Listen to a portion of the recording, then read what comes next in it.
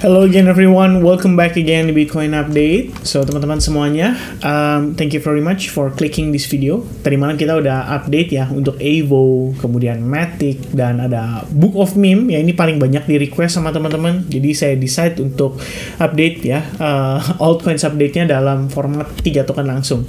So teman-teman sekalian, sekali lagi mau remind ya untuk weekend ini kita jadi untuk live streaming. I will give you guys an update about it. Nanti by grup Telegram mungkin akan saya info di sana seperti biasa. Dan teman-teman, kita akan masuk untuk update seputar Bitcoin after kenaikan atau rebound yang terjadi tadi malam. Ya, jadi kita ngelihat Bitcoin itu sebenarnya respect dan reacting ya terhadap data GDP yang dirilis semalam. Sebenarnya nggak cuma Bitcoin, tapi kita ngelihat juga ini terjadi pada S&P 500. So technically kalau kita ngelihat S&P 500 ya, ini pergerakan dari perspektif time frame kayak hourly-nya ya, 4 jam terutama teman-teman. Jadi memang kita anticipating after adanya liquidity sweep di sini dan kita mengalami ya bisa dibilang kayak semacam reverse ya di sini. Pullback-nya ini bisa menjadi opportunity untuk dia rebound lagi gitu. Jadi kalau misalkan kita ngelihat by progress sebelumnya, jatuhnya apa? Ini adalah low point. Ya, kemudian high point-nya di atas. Nah, ini pas banget nih. Golden ratio, 62% retracement, respect, abis itu nanjak gitu loh. Dan prosesnya sendiri mencangkup liquidity sweep. Jadi, tadi malam Bitcoin itu nanjak bukan cuma karena Bitcoin-nya, tapi juga didukung oleh kondisi S&P 500. But, if you take a look here, in the earlier ya, atau lebih awal ketika data rilis dari GDP, ini menyebabkan Bitcoin juga sama, mengalami tekanan jual dulu sebelum akhirnya dia bisa rebound. Tapi memang itu diantisipasi sebagai bagian dari liquidity sweep, which means semalam banget ya, saya juga ya sama lah, lagi-lagi saya ada update di Telegram juga ya berbicara soal kondisi Bitcoin, dan yang kita lihat salah satunya adalah terbentuknya divergence ya. Jadi kalau misalkan teman-teman menggunakan indikator seperti RSI, stochastic RSI atau MACD, biasanya yang mensupport kalian di dalam menentukan apa istilahnya menggunakan ya indikator tersebut adalah ketika kita melihat adanya divergence. Ketika divergence terbentuk, disinilah kita bisa mengantisipasi adanya potensi untuk dia reversal ya. Jadi di sini saya bilang ya kita butuh sesi New York untuk lebih mengkonfirmasi supaya bisa tahu validasinya apakah dia beneran mengkonfirmasi si divergence itu atau tidak gitu. Nyatanya teman-teman, after memasuki sesi New York ya kita ngelihat ada pergerakan yang lumayan menarik lah ya untuk pergerakan dari Bitcoin sendiri. Nah, nanti selengkapnya akan kita bahas teman-teman after this. Jadi ada beberapa informasi menarik ya. Ini Samurai Wallet guys, Samurai Wallet founders ya arrested and charged with money laundering ya. Terus terang saya belum pernah dengar Samurai Wallet ya sampai akhirnya berita ini muncul gitu loh. Cuman di sini bisa dibilang ya ternyata menjadi salah satu penyebab dari Bitcoin turun atau terkoreksi juga. Ya ini ya kita bisa bilang teman-teman, like nobody knows for sure gitu kan ketika news-news seperti ini terjadi gitu kan. I mean sebelum ini ya siapa yang dengar dengan ya siapa yang istilahnya memperhatikan Samurai Wallet dan berpikir kalau Samurai Wallet tuh ya hati-hati loh, dia tuh kelihatannya melakukan money laundering ya kan. Dia tuh melakukan money laundering dan juga mensupport ya aktivitas aktivitas dari transaksi gelap dan lain sebagainya. Ya kita nggak ada yang tahu teman-teman. Yang tahu cuman owner daripada si Samurai Wallet itu sendiri. Jadi begitu ternyata dapat kabar kalau si Samurai Wallet ini ya katanya ya DOJ atau Department of Justice di sini melakukan penyitaan dan istilahnya ditangkap gitu kan teman-teman. Ini Samurai Wallet CTO was arrested on Wednesday morning in Portugal and will be extradited to the US. Ya kan siapa yang tahu ya. Tiba-tiba market koreksi, ya udah gitu. Sebenarnya sih kalau misalkan ngelihat ya nggak cuman karena itu, karena saya cukup yakin ketika S&P 500 waktu lalu turun di sini juga ya ini juga menjadi salah satu penyebab dari Bitcoin turun. Cuma memang kalau kita lihat ya ibaratnya S&P 500 itu sukses, dia create higher high and higher low. Tapi kalau Bitcoin kita ngelihat dia posisinya malah jadi ya berpotensi jadi lower low dan maybe it's gonna be a lower high before another lower low. Nah, itu kan satu concern ya yang kita perhatikan teman-teman untuk progres Bitcoin saat ini. Dan apakah itu disebabkan oleh si Samurai Wallet ini? Ya mungkin ya. Intinya ya kalau di sini terlihat setelah data atau news ini dikeluarkan 1 jam lah setelahnya Bitcoin itu mengalami penurunan. Jadi katanya mana tadi saya baca ya teman-teman. Ya pokoknya adalah ya di sini. Saya jadi penasaran ya, harus baca, benar-benar baca teman-teman ya. Where is it? Wah ya pokoknya gitu deh ya. Pokoknya 1 hour teman-teman katanya. 1 hour after the news release ya. Di sini menunjukkan kalau market untuk altcoins, terus untuk Bitcoin dan kawan-kawan itu reacting ya terhadap informasi tersebut. Dan pada akhirnya ya saya nggak tahu ya, terlepas dari kondisi ini apakah ini adalah FUD terbesar ya, sebenarnya nggak juga ya. Kalau kita ngelihat balik lagi pada era 2021 dan 2022 itu lebih parah lagi gitu loh. Dari China ban Bitcoin, dari FTX istilahnya dinyatakan scam atau fraud ya kan. Three Arrow Capital bangkrut, kemudian apa lagi ya teman-teman ya. Pokoknya masih banyak lagi ya berita-berita negatif pada era tahun 2021-2022. Ya memang wajar lagi bear market gitu kan. Dan sekarang we have another FUD ya, perhaps di sini. Jadi SEC itu menuntut Bitcoin miner Goshin ya. Saya nggak tahu nih, Goshin ya. Ya pokoknya di Indonesia Goshin gitu ya. Accusing founders of $5.6 million fraud. Ya another ya I guess another another FUD ya. Karena di sini gini tulisannya. The SEC allege ya Goshin Mining's co-founder misappropriated $1.2 million of its investors fund ya, spending it on holidays, nightclubs, and firearms. Wow, ini sih sebenarnya mengulang kejadian FTX lah ya, ketika si Kribo dulu menggunakan uang daripada ya reserve-nya FTX untuk dia beli apartemen ya, beli mansion ya, apartemen aja beli mansion teman-teman ya, dan lain-lain ya. Itu satu buah ya, saya nggak tahu ini akan jadi FUD terbesar atau gimana, tapi ini kan berbicara soal miner nih guys. Jadi kalau sampai kenapa-napa mungkin akan mempengaruhi hash rate walaupun nggak banyak ya, tapi setidaknya ada pengaruh ya. Another FUD lah teman-teman. Terlepas dari kondisi itu semua, nanti malam ada PCE ya, which is ini juga penting buat kita perhatikan karena ini berbicara soal inflasi. Dan kemarin data GDP ini teman-teman, sebenarnya kalau kita ngelihat dari angkanya ya yang udah turun sampai 1,6%, ya kita bisa bilang kondisi ekonomi Amerika itu sudah sangat melemah. Berarti technically the Fed nggak bisa naikin suku bunga, sehingga ya yang namanya inflasi itu harus tetap berada di level yang ideal. Karena kalau sampai inflasinya naik, kita akan memasuki satu buah fase ya di dalam kalau kita bilang di dalam apa itu bahasanya teman-teman, di dalam kondisi perekonomian yang dinamakan dengan istilah stagflasi. Jadi stagflasi mungkin buat kalian yang belum tahu ya, boleh banget mampir ke video saya di sini.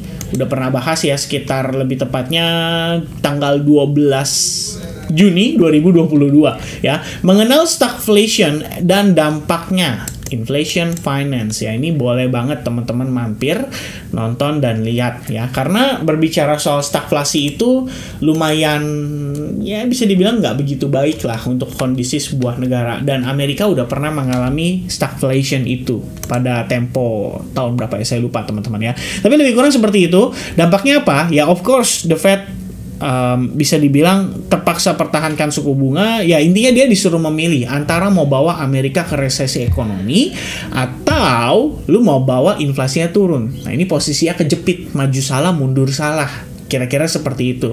Dan core PCE price index sendiri nanti malam ya forecastnya sih turun, tapi kita lihat dulu ya, karena ada dua data di sini, yang core-nya turun, yang PCE price index-nya naik dari 2,5% jadi 2,6%. Nah teman-teman, kesimpulan ya sedikit berbicara soal data-data ini. GDP turun, the Fed berarti harusnya pangkas suku bunga untuk memberikan ya bisa dibilang memberikan market sedikit dorongan ya, atau memberikan ekonomi sedikit stimulus supaya mereka ada activity yang lebih baik dan GDP-nya bisa naik. Itu harusnya yang dilakukan oleh the Fed. Nah, akan tetapi pertanyaannya adalah the Fed mau korbankan yang mana? Dia mau korbankan inflasinya naik sedikit atau sebaliknya resesi yang dikorbankan? Ya biarkanlah terjadi resesi, nggak masalah gitu. Yang penting apa? Kita bisa turunin inflasi. Nah itu tinggal tergantung the Fed pilih yang mana. Karena menjelang election juga, wah ini makin sulit ibaratnya untuk pilihan the Fed sendiri. Jadi memang ini adalah satu challenge yang saya pikir menjadi abu-abu ya untuk para pelaku pasar, terutama buat institusi. Jadi kelas-kelas institusi itu mereka juga lagi bingung nih sekarang ngelihat data kayak begini, pasti galau ya. Dalam artian ini kita saatnya beli atau gimana nih ya. And at least kalau kalian lihat, ini BlackRock 2 hari berturut-turut guys sejak 72 hari terakhir. Akhirnya gak ada belanja sama sekali loh. Dia bener-bener flat. Gak belanja, gak beli. Ya, at least BlackRock kalau mulai beli aja itu mungkin agak lega kita gitu ya. Tapi mungkin ini menjadi salah satu alasannya kenapa mereka memutuskan untuk tidak terlalu agresif lagi di Bitcoin. Mungkin mereka akan beralih ke yang lain. Karena kemarin ya saya sempat tunjukin ke teman-teman ya soal planning BlackRock sendiri untuk kuartal 2 seperti apa, dan salah satunya mereka invest di Jepang loh teman-teman ya. Dan itu saya pernah bilang ya, saya pernah cerita sama teman-teman live streaming kenapa saya saat ini ada sebagian ya fiat currency saya lah yang saya allocate ke yen gitu ya, dalam artian saya pegang yen ya. Kenapa teman-teman ya, itu pertimbangan saya ya. Tapi BlackRock bukan karena BlackRock ya, tapi kalau sebelumnya saya berpikir ya yen ini udah mulai pelan-pelan mengubah kebijakan mereka dari suku bunga mereka yang minus 0,1% selama bertahun-tahun, akhirnya sekarang mulai jadi plus 0,1% ya. Itu adalah satu buah pivot yang saya pikir ini harusnya bisa positif untuk market di Jepang ya, lebih kurangnya, terutama untuk mata uang mereka juga. So, how about Bitcoin liquidation heat map ya? Di sini di bagian atas lumayan tebal guys, 65,000. Jadi saya pikir bisa revisit ke situ. Ini nggak cuma untuk time frame yang 1 daily ya, tapi 3 harinya juga sama. Lebih hot yang di atas ya teman-teman dibandingkan yang di bawah gitu loh. Jadi I think ya kalau memang kita ngelihat at the same time ya, S&P 500 juga dalam kondisi yang positif ya, probably saya nggak bilang ini totally positif guys, tapi paling tidak kita bisa ngelihat dia mungkin naik untuk retest ya ke area-area yang di atas seperti ini, dan ini harusnya ngasih ya bisa dibilang ngasih kondisi yang cukup positif untuk Bitcoin at least secara jangka pendek. Itu dulu ya consideration ya guys. Dan sekarang kita ngelihat ya untuk price actionnya Bitcoin sendiri. Funding rate tadi udah, ini udah, berita-berita ya, pokoknya berita-berita udah lah ya, saya rasa cukup buat teman-teman tahu ya, istilahnya buat dapetin update aja. Tapi yang paling hot nanti malam menurut saya ini PC Price Index, dan katanya ada Bitcoin options contract ya yang akan expired juga teman-teman. Harusnya sih dampaknya terasanya sekarang ya, bukan pada saat expirednya gitu loh. Tapi nanti kita lihat lagi ya progresnya kayak gimana. Biasanya expired itu harusnya jam 7 malam ya, karena di sana waktu di sana tuh bukan di jam berapa gitu. Aduh, saya udah lupa banget teman-teman. Jarang banget ya ngecekin options contract soalnya sekarang. And guys, let's have a look ya. Ini actually tanggal 26 April ya. Kita sudah semakin mendekati dengan closing monthly ya. Planning saya sih pengen bahas ini sama teman-teman saat live streaming. So that's why I need you guys to support me with the likes button ya, supaya kita bisa live streaming ya, weekend ini. Ya udah pasti sih ya buat live streaming ya, karena udah janji juga ya. Kalau dari weekly perspective ya, ini part of the correction. I think we can consider ini juga sebagai bagian dari maksudnya dari konsolidasi. Ya kita ngeliat dulu nih ya by progress seperti apa gitu loh. Kalau misalkan mengacu pada perspektif time frame daily-nya, seandainya bisa breakout, tadinya ekspektasi bisa langsung ngejar ke 1618, 2618, tapi kelihatannya nggak segampang itu ya. Kita mengetahui teman-teman bahwa di overall pergerakan daripada Bitcoin ini back and forth aja sudah sejak tanggal 5 Maret ya. Kita cuma bolak-balik kayak gosokan teman-teman. Nah, ini di bagian atas terdapat Fibonacci yang kemarin menjadi resistance ya daripada Bitcoin, menyebabkan Bitcoin juga turun. Mungkin dibarengin dengan berita yang tadi ya soal Samurai Wallet ya, karena di sini nominalnya lumayan bombastis guys. Kalau nggak salah $100 juta tuh ya. Ya maksudnya yang udah di laundry lebih dari $100 juta ya. Tapi sebenarnya unik ya, karena bank-bank juga sebenarnya banyak kan yang menyalahi aturan, tapi fine aja mereka ya.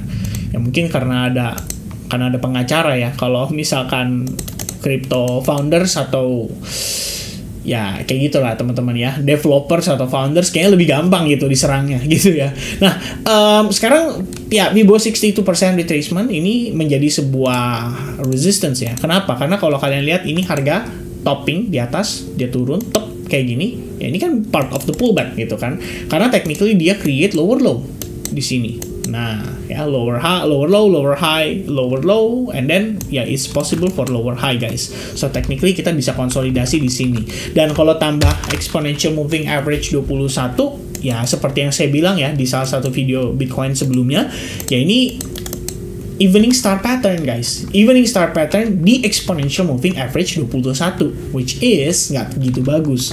Nah, cuman kemarin kan kita ngelihat nih, dia start closing dalam keadaan kita bisa lihat tuh seperti spinning tops ya. Jadi mengindikasikan bahwa harga tuh ketahan. At least tekanan jual 2-3 hari terakhir tuh ketahannya di situ, berhentinya di sana. Dan kita ngelihat ya pada prosesnya. Wah, saya harus ulang lagi nih jadinya ya. It's okay, guys. So we have high point di sini. It became liquidity. Ya, after liquidity to di sweep, kita bisa lihat retestnya terhadap area order block atau supply, tapi ini lebih kayak order block sih jatuhnya ya, karena kalau supply itu harusnya dia konsolidasi lumayan ya dalam beberapa periode yang cukup lama gitu ya, minimal ada konsolidasinya. Nah, kita lihat di situ rejection, oke? So kita bisa katakan ini adalah high-nya, ini adalah low-nya. Nah, kita lihat di sini gunakan Fibo retracement, ya kan? Kemarin itu posisinya memasuki area discount guys. 50% ya kalau kita notice di sini ya. Terdapat 50% retracement pas banget, jadi masuk area discount itu langsung reacting ya very much well gitu ya. Langsung naik gitu kan. Dan sepanjang prosesnya juga mencangkup yang namanya liquidity sweep karena salah satu low point ini berhasil dimakan. Nah, kalian lihat tuh ya. Jadi yang terjadi apa ya? Ini kayak liquidity sweep ya, habis itu dia naik lagi gitu kan. Nah, teman-teman sekalian, kemudian kemarin waktu kita inform by Telegram, saya ngelihat at least di 60 minutes ya, kita ngelihat ada yang namanya divergence. Jadi kita gunakan si indikator ini dan kita ngelihat bahwa si RSI itu creating higher low. Ya, at least di sini good. Meanwhile dari segi price-nya dia creating lower low dengan posisi dia liquidity sweep. Jadi bagus gitu ya. Dari sini kita mempertimbangkan, oh ini ternyata nih ya proses yang dicari oleh para pemain kripto lagi ya, mungkin para market maker-nya. Memang sengaja mereka mau nge-sweep bawah dulu supaya harga bisa rebound. Nah, di sini terdapat semacam order block ya, tipis banget di time frame 1 jamnya. Kita lihat dia turun ya. Hold di sini inside bar ya, so technically it's inside bar guys, kalian bisa lihat seperti ini inside bar. Habis itu boom ya, dia bullish dan break terhadap previous high point di sini. Jadi ini kita consider sebagai market structure shift, and overall proses di sini adalah penguatannya setelah itu dia mengalami pullback atau retracement setelah dia gagal pertahankan trendline ini ya. Kelihatannya seperti itu sih prosesnya. Jadi dia breakdown, habis itu turun. Nah, sekarang kalau kita melihat di proses time frame 1 jamnya terdapat falling wedge diiringi dengan divergence tadi. Lalu kita melihat ada proses dia reversal. Jadi anggaplah ini seperti market structure shift ya pada time frame seperti 1 jamnya. Ya, kita katakan ini harusnya valid ya teman-teman seperti ini. Dan sepanjang prosesnya gunakan Fibonacci retracement lagi, bottom to the top. Dan kalian bisa lihat ya, pas banget 50% retracement. Jadi masuk ke area discount, habis itu dia sekarang start holding. Nah, tinggal pertanyaannya nih teman-teman sekalian ya, dia bisa nggak ya, ibaratnya dia bisa nggak ya maintain di range ini gitu kan, sampai nanti menjelang options expired ya, di sekitaran jam 7 malam nanti teman-teman. Ya, kita ngeliat dulu. Kalau misalkan udah expired gimana, Vin? Ya bagus, karena artinya market bisa bebas bergerak gitu. Ya itu juga saya pernah bahas di satu video ya, options contract. Jadi kalau kalian yang pengen belajar itu, study time harusnya ya, study time option. Nah, tuh ya, how option works ya kan. Kemudian maximum max pain. Max Pain Theory ya, Max Pain Theory. Kayaknya saya pernah bahas juga deh, Max Pain. Nah tuh ya, apa itu Max Pain Theory? Nah ini kalian nonton juga, nanti bisa paham lah teman-teman ya. Ya lebih kurang seperti itu. Jadi kalau kita ngelihat progres Bitcoin ya, at least pada perspektif time frame 4 jam juga kita bisa anticipate ya, in case dia naik seperti ini dan dia malah untuk turun lagi gitu. Maka sebenarnya bisa anticipate di area order block yang tadi terbentuk di time frame 1 jam. Ya lebih kurangnya di sini. Untuk apa? Untuk dia ngejemput lebih banyak order buying ya. Dan sementara teman-teman, kalau ternyata Bitcoin malah naik ya, ini malah bagus gitu loh. Memang ini yang kita anticipate. Anda bisa expecting dia retest kisaran 65-800 karena di sini harusnya merupakan area fair value gap diiringi dengan previous support resistance. Jadi jatuhnya seperti ini.